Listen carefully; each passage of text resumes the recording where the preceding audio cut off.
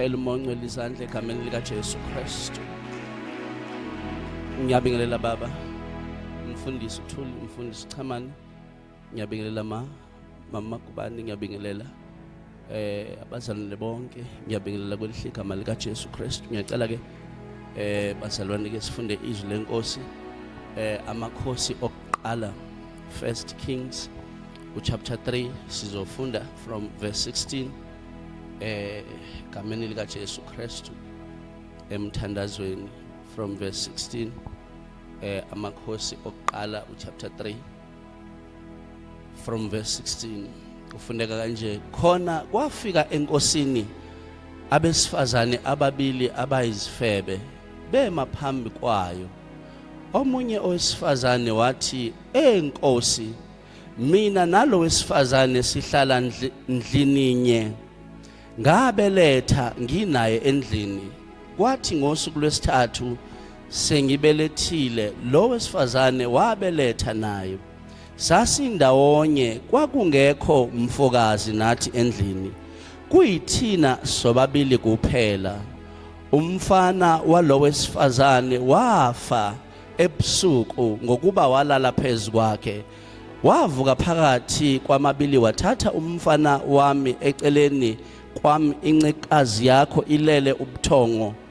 Wambeka esifubeni sakhe, wabeka umfana wakhe ofile esifubeni sami.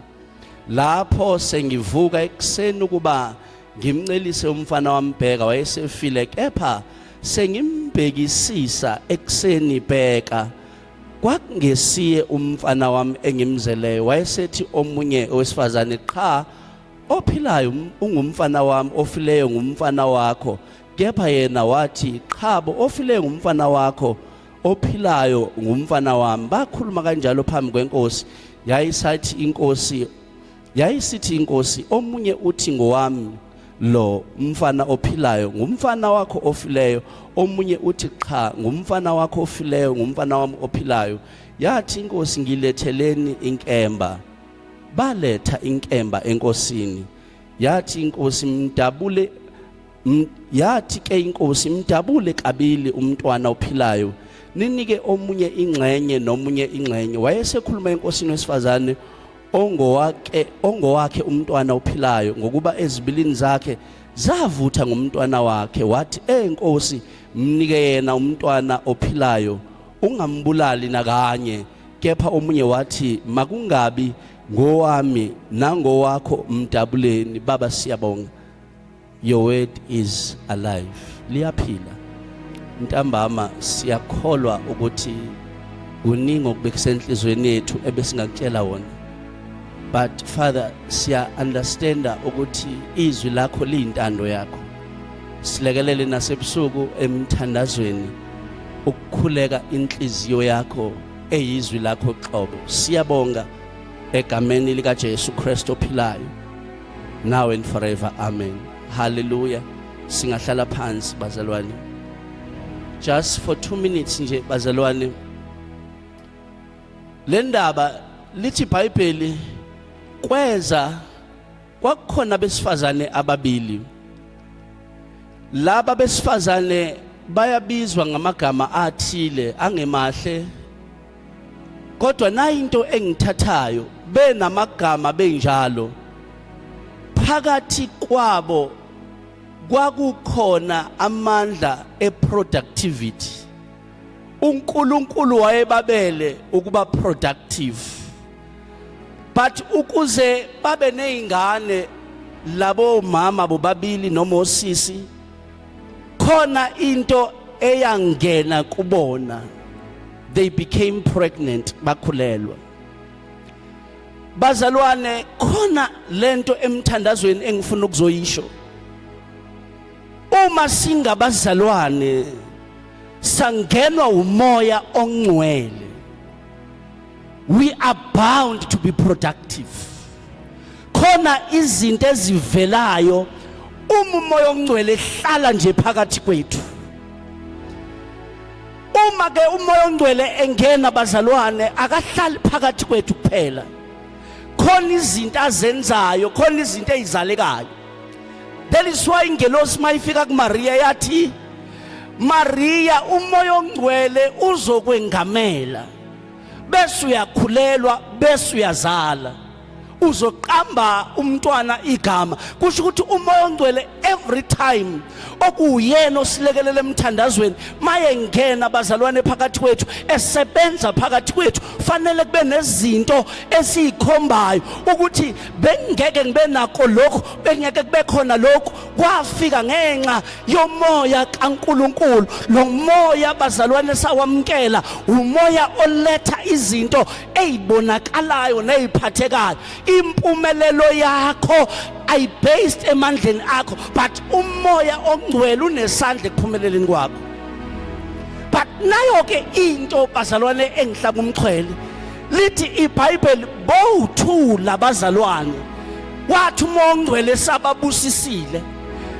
bafikelwa ubuthongo bobabili ngoba kungenzeka nibe ngabazalwane no2 kodwa nifikelwe ubuthongo libe abantu abakhulekayo kodwa nehlelo ubuthongo nobabili kodwa kuyenzeka omunye ubuthongo bumbambe physically kodwa phakathi emoyeni wakhe kuqubuka umthandazo ngoba nomelele kodwa akalele emthandazweni akalele phezulu kwesiphiwo sakhe ulele ngokwesidumbu kodwa the gift that came from God iya operate empilweni yakhe lo munye walala phezulu kwengane lo munye walala ngeorder bazalwane na into engizoyisha emthandazweni ukuthi kukhulekela ukuthi uNkulunkulu mayekubusisa ungalali phezu kwento zakho izinto zakho zingabulawa nguwe usathana akakuhlasele kodwa usathana angakusebenzisi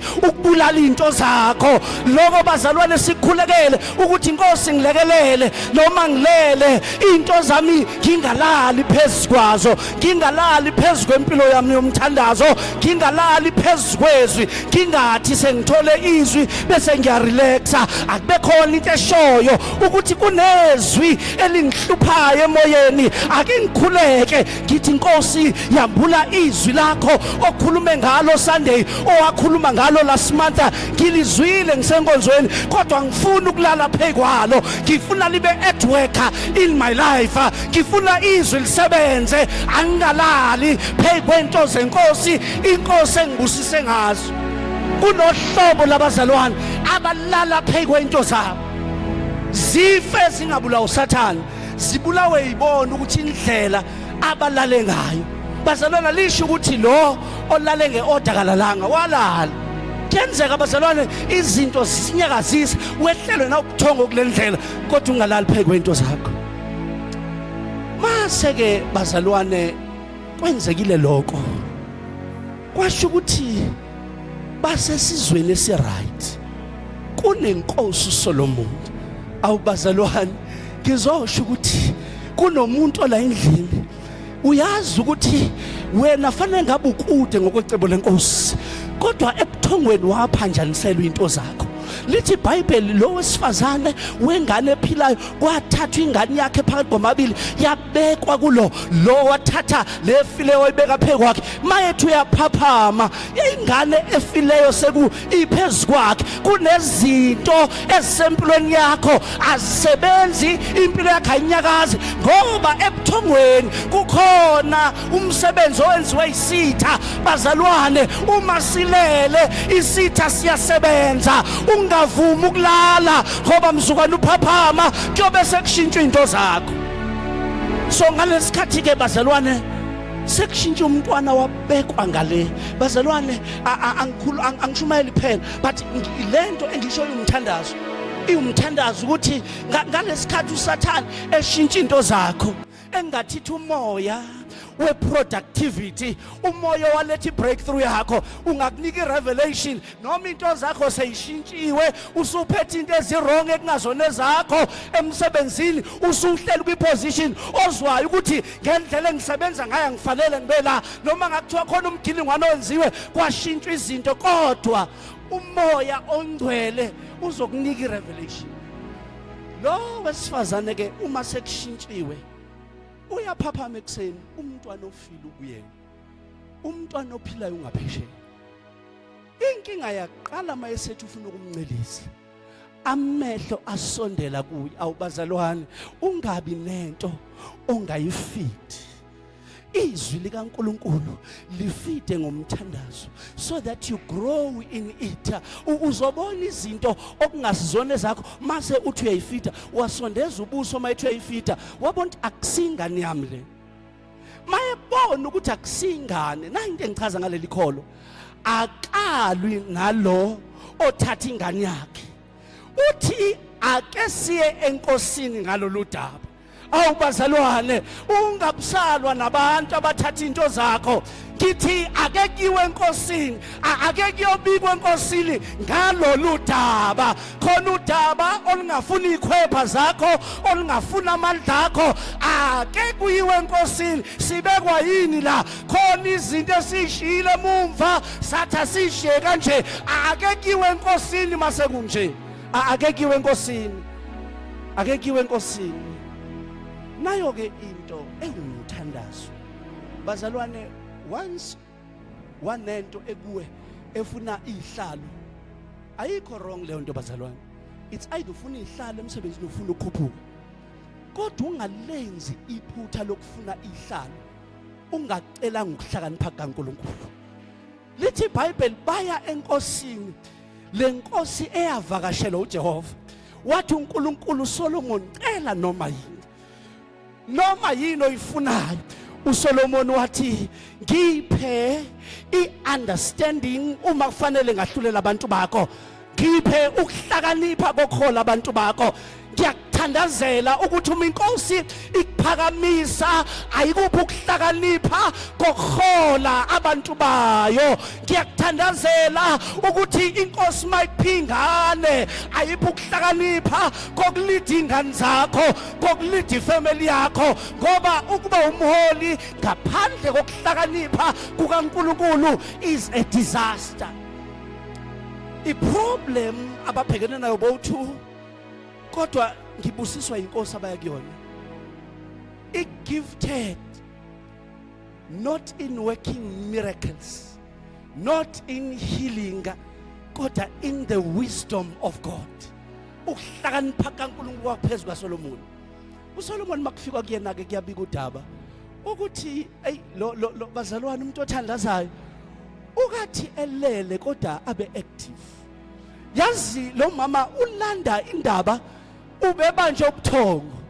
Uthi inkosi, sobabili salala sinabantwana sobabili, we were both gifted, kodwa ekwabelweni kwethu noma ebantwaneni bethu abayiziphiwo khona into eyenzeke ebusuku angiyibonanga ngamehlo, kodwa manje khona into engitshelayo ukwenzeka kanje. Awu umoya ongcwele ngathi angakutshela izinto ezenzeke ekusithekeni, wena ulela akhulume nawe izinto ezenzekile. Uthi lo mama besilele, kodwa ekulaleni kwethu lo walala phezu kwengane yakhe. Wathi maye realize papa ukuthi ulele phezu kwengane yakhe ifile, wayithatha wayibeka kimi, wathatha wayibeka kuye. Yini uyithatha le ndaba ngoba belele? There is a God in heaven owambula izinto ezenzeke ekusithekeni. Njengoba ula awuzange ukuzothandazela mahala, kodwa uNkulunkulu uzokupha umoya ombula izinto ezenziwa yisela ebumnyameni. Lithi iBhayibheli uSathane akezi kungengokweba nokubulala nokubhubhisa, akathe setshontsha into zakho. Kodwa uma ufika enkosini uthi inkosi, lento enginayo engihlupha akuyona yami, ngithe ngilele ngashintshiselwa ngalento. Baba, ngizosho kuwe ukuthi angikwazi ukuhlala nalento ngoba akuyona yami, akuyona yami. Khona impilo uSathane akunika yona ofanele uye emthandazweni ukuthi inkosi akusimina ke lo osephila kanje, impilo eguqulwe ngilele le. Khona izinto ozenzayo manje akuyona impilo yakho. Usathane wenza i-exchange wakunika i-character okungeyona yakho. Kodwa ngizokutshela ukuthi masifika enkosini siyakwazi ukutshela inkosi, baba angiyazi lento ngiyithathaphi, akusiwumkhuba wami ukwenza kanje baba, ukushuthi enzulwini zobusuku ngishintshiselwe indlela yokuphila baba, ngize kuwe ngoba you are a perfect judge. Judge this situation, yahlulela lempilo engibambile. Angikwazi ukufa nginje, angikwazi ukufa ngigula, angikwazi ukufa ngihlupheka. Ukuhlupheka kuyona impilo engabelwe yona kuKristu Jesu. Emthandazweni khona izinto ofanele uyinqabe. Abantu abahlebe ngawe, it's fine, but mufike emthandazweni tshela inkosi akusiyona kodwa lempilo Nkosi. Mabehleka abahleki, but ngizoxoxa nawe. Lempilo ngishintshiselwe kusimpilo yami. Namhlanje ngizwe umoya ongcwele ubuyisela izinto ezathathwa ezashintshiswa ngawe, wanikwa impilo yeyikweletu, wayinika impilo yokuxakeka. Usabathe uyaphuma kulesikweletu ungena kulesi ngoba impilo inikiwe. Kahle wena ongafuni ikweletu kodwa ngenxa kaSathane wakunika leyo mpilo. It's impilo wayinikwa uSathane. Niyazi bazalwane, sake saxoxa lento yangiwarisha many times mangaba lo baba siyayithinta. Kunabantu bazalwane ongaseva ebandleni for 9 years. Uma i-breakthrough yakhe ingo-October, ngoSeptember uSathane amshifta ambeke kwenye indawo. Aqale phansi aseve kabusha. Mase kufika i-breakthrough yakhe kulelo bandla amshintshe futhi uSathane.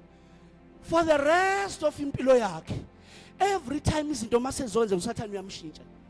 Kodwa namhlanje ngizokutshela wena angeke ukhathale izinto sezokwenzeka, uzoba namandla okuma even the wind blowing. Abantu bazokwazi ukuthi wena awukho stable, awuhlala entweni. Kodwa namhlanje uJehova ukunika i-character, uzohlala kunzima, uzohlala bemelene nawe ngoba something is coming. Fanele ikufice la ukhona. Ayibonge inkosi. Sengiyaqeda. uSolomon aka-apply isihlala kusona. Akafuni ukuthi ajudge because usesihlalweni, but ufuna ukujudge ngokuhlakanipha kaNkulunkulu. uNkulunkulu namhlanje uzokwenza nezingane zakho ungajaji ngokuthi umzali, ucela ukuhlakanipha kwakhe. Baba, nazi ingane, ngipha ukuhlakanipha kwakho. Angazi ngizothini makuse kunje, kodwa your wisdom, ukuhlakanipha kwakho. uSolomon usethi lethani inkemba. Lento enzo uSolomon ukuhlakanipha kaNkulunkulu, inkosi sikhulumile naye ukuthi mayethu yayihlahlela ingane, umnikazi wengane uzomuswa. Khona into ezosho phakathi kumnikazi wengane. Ngizokutshela ukuthi into makuyabelwe wena iyokhuluma ezibilini zakho phakathi. Into wayithandazela noma ingathathwa womunye umuntu, kodwa kuyokhala kuwe phakathi. Uthi mnikeni kunokuthi kufe lento, ngoba kimina kuyazwela mayibangwa, ngoba ngiyayazi ngayithandazela. Lo mama wamemeza wathi ingabulawa. Namhlanje ngibonga uNkulunkulu ukuthi ukuhlakanipha kukaSolomoni kwenza lo mama ayazi indaba kaNkulunkulu ngalokuhlakanipha, ukuthi once ngakhala lokukhala kwami kwenza izinto zazi ukuthi ezami. Why ukhala enkosini? Yingoba nezinto ezithathwe kuwena ezakho. Uyokhala enkosini awufuni ukuyolwa nabantu abayithathile, kodwa uthi cha Nkosi, kunokuthi lento ibe distracted, ngcono ithathwe omunye bese kuthiwa the wisdom of God is at work in you. Ngempela lento yakho. Zingaki izinto namhlanje ngifuna sibheke emthandazweni. Ngifuna sibheke ukuthi umoya ongcwele ukunika izinto, kunezinto since wamukela umoya ongcwele, kunezinto esempilweni yakho eziphathekayo, but kukhona abantu abalala phezulu kweinto zabo. Ngiyazi ukuthi abathakathi bakhandwa yileli verse, abantu abalimaza into zabo base beba jealous neinto zabanye abantu. But wena namhlanje nje obula emthandazweni, uNkulunkulu uzonqaba ukuthi into zakho uphelele esitheni, izinto zakho ziyabuya kuwena. Umntwana ophilayo owakho, le position yasemsebenzini eyakho, lo mshado kuwo owakho, le ingane nazo angeke ilale epayipini zidla ama-drugs, akusona ezasemgaqweni, ezakho. Angeke iphelele eyipotini ngoba ezakho. Ayibonge inkosi bazalwane, namhlanje ngifuna ke sideclare ukuthi izinto zami ziyabuya, izinto zami zizophelela kimi, ezebiweyo nazo ziyabuya. uJehova kule season esikuyona uzobuyisela izinto ezintshontshiweyo. Blessed be the name of the Lord in Jesus' name. Hallelujah. Glory to Jesus. Glory to Jesus. Glory to Jesus. Ake uphakame ume ngeenyawo zakho. Uyayazi into oyibanga nabanye abantu, kodwa namhlanje uze in the presence of the Lord. Izinto zakho uJehova uyayibuyisa. Ngicela nje ke simemeze kwelikamoya sithi ziyabuya, ziyabuya, ziyabuya, ziyabuya, ziyabuya, ziyabuya egameni likaJesu. Nalokhu enginakho engikushintshiselwe isitha ngikubuyisele emuva ngegama likaJesu. Okungekona kwami ngiyakhulula ngegama likaJesu, ngegama likaJesu. I will be the prayerful person. Ukungathandazi akuyona impilo yami. Namhlanje ngizoyibuyisela emuva impilo yokungakhuthali emthandazweni in the name of Jesus. Imali indlela engiyisebenzisa ngayo moya ogcwele ngilekelele kube ingqondo enokuhlakanipha kukaNkulunkulu on how to spend money egameni likaJesu. Ziyabuya, ziyabuya, ziyabuya, ziyabuya, ziyabuya. Things that have been stolen by the enemy, ziyabuya in Jesus' name.